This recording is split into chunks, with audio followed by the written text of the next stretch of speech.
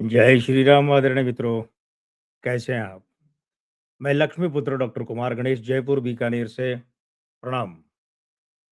वर्ष 2026 में हम बात करने जा रहे हैं कि हमारे प्यारे देश भारत की आर्थिक स्थिति कैसी रह सकती है, वित्तीय स्थिति कैसी रह सकती है।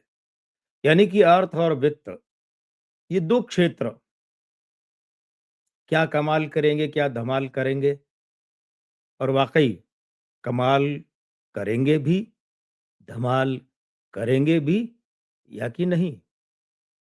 देश की जीडीपी कम होगी कि बढ़ेगी? शेयर मार्केट कैसा रहेगा? रिज़र्व बैंक क्या कुछ करेगा?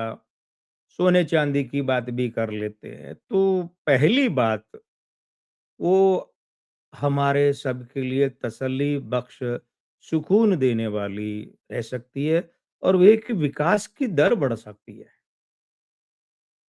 जीडीपी बढ़ सकती है। ये अब भले ही चाहे आप ये कहें कि अगर अमेरिका ने हम पर टैरिफ ज़्यादा लगा दिया तो वैसे अभी भी ज़्यादा ही है, लेकिन और लगा दिया जैसा वो कह रहा है 100% लगा दूँगा। तो हमने तो आपको पता होगा कि पीछे अपने 2-3 कार्यक्रमों में कहा है, कई महीनों पहले कहा है कि अमेरिका जितना अधिक टैरिफ और जितने लंबे समय के लिए अधिक टैरिफ भारत पर लगाएगा, भारत की अर्थव्यवस्था के लिए उतना ही बढ़िया रहेगा।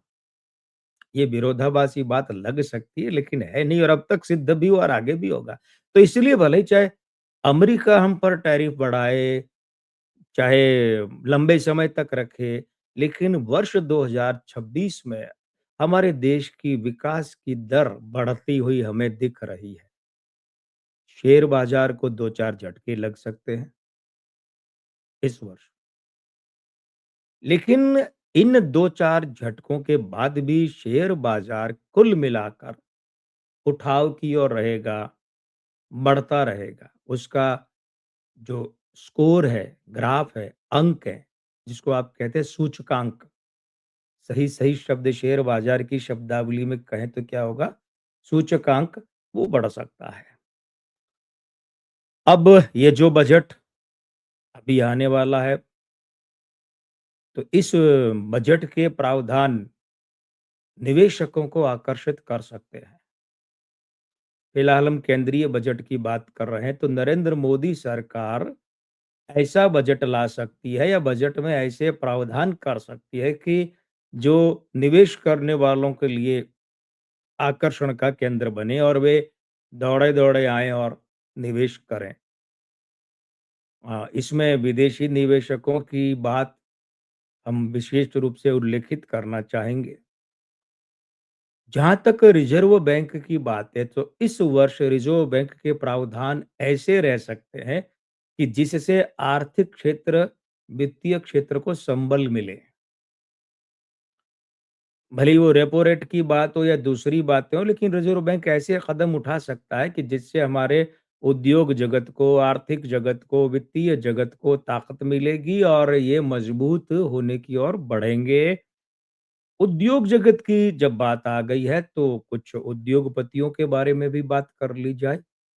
व्यक्तिशः तो इन उद्योगपतियों के बारे में बात जब इनके लिए अलग-अलग वीडियो बनाएँगे तो उसमें करेंगे। लेकिन आप यूँ मानकर चलिए कि हमारे देश के कुछ बड़े उद्योगपतियों को इस वर्ष सरकारी झटके लग सकते हैं, कानूनी, न्यायिक और अदालती झटके भी लग सकते हैं। ऐसे बड़े वाक़ई इनका नाम जब सामने आएगा तो आप कहेंगे हाँ, ये बड़े नाम हैं, बड़े उद्योगपति हैं। उन्हें जाँच एजेंसी के झटके भी लग सकते हैं, कोर्ट कचहरी के झटके भी लग सकते हैं और सरकारी झटके भी। जहाँ तक सोने-चांदी की बात है, तो सोने-चांदी के भावों में 2-1 बार उतार आ सकता है, थोड़ा-थोड़ा उतार, मतलब दाम कम। लेकिन कुल मिलाकर रफ्तार तो रहेगी। ये रफ्तार के घोड़े पर तो सोना भी सवार रह सकता है और चांदी भी सवार रह सकती है। वो जो दो एक बार उतार का मामला आएगा, अब उसे जो भुना सके और जो लाभ ले सके वो अपनी-अपनी क्षमताएँ और अपने-अपने आकलन हैं, पकड़ है। इस वर्ष कोई बड़ा घोटाला, अब चूँकि हम आर्थिक और वित्तीय क्षेत्र की बात कर रहे हैं, तो आर्थिक और वित्तीय घोटाले की ही बात करेंगे, ये सामने आ सकता है। यानी अब तक नहीं आया है, अब सामने आ सकता है और ख़ास चर्चा में रह सकता है। इसी तरह से कोई ऐसा बड़ा घोटाला जो पीछे सामने तो आ चुका है, इस वर्ष वो भी ख़ास चर्चा का विषय रह सकता है। वो ज़्यादा प्रकाश में, लोगों के सामने, मीडिया में रह सकता है। और अच्छा, अब चूँकि घोटाले की ख़ास चर्चा रहेगी तो फिर घोटालेबाज़ कहाँ जाएँगे?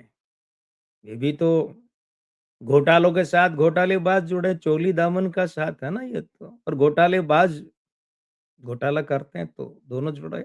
अब जब घोटाले चर्चा में रहेंगे तो ये तो स्वाभाविक बात है कि घोटालेबाज़ भी चर्चा में रहेंगे, है ना? एक बात और है, ये फिर घूम फिर कर हम वहाँ आ जाते हैं, टैरिफ जो अमेरिका ने लगाए हैं और भी लगा सकता है, इस पर आ जाते हैं। देखिए, हम फिर दोहरा रहे हैं कि अमेरिका ने जो भी टैरिफ हम पर लगाए हैं, जितना भी लगाया है, वो धमकी तो उसने 50 की दी थी, 100 की दी थी। अब फिर कह रहा है कि ईरान के साथ व्यापार करोगे तो 100% टैरिफ लगाऊँगा। अब चाबहार पोर्ट हमारा वहाँ अटका पड़ा है। अभी आज ही एक बयान आया है भारत सरकार का कि शायद अप्रैल या जून तक अमेरिका ने हमें चाबहार पोर्ट से बिना किसी बाधा के काम करने का अधिकार दिया है। अब चाबहार पोर्ट उसके बाद हम क्या करेंगे? हमने वहाँ खूब पैसा लगा रखा है। हमारे लिए वो एक तरह से भौगोलिक परिस्थिति के हिसाब से भी बहुत महत्वपूर्ण है। तो जो भी हो, अमेरिका के टैरिफ वगैरह जितने भी लगें, जितने ज़्यादा लगें, अंततोगत्वा यानी आखिरकार हमारे देश को उससे लाभ ही होगा। अमेरिका की नीयत लाभ पहुँचाने की नहीं, लेकिन परिस्थितियाँ ऐसी बनेंगी कि हमारी अर्थव्यवस्था को तो लाभ होगा और हमारा आर्थिक और वित्तीय क्षेत्र और दृढ़ होकर सामने आएगा। अब चलते-चलते एक बात और कर लेते हैं कि किसी बड़े उद्योगपति को विदेश में व्यापार के मामले में झटका लग सकता है। अब आप समझ सकते हैं कि ये जो विदेश में कोई बड़ा कारोबार कर रहा है, तो वो उद्योगपति कोई ऐरा-गैरा नत्थू-खैरा तो होगा नहीं। वो तो कोई बड़ी तोप ही होगा। उसे वहाँ विदेश के कारोबार में बड़ा झटका लग सकता है, जिससे वो मानेंगे कि हाँ यार, हमें झटका लगा, नुकसान हुआ है। तो मैं लक्ष्मीपुत्र डॉक्टर कुमार गणेश, जयपुर बीकानेर से। जय श्री राम। प्रणाम।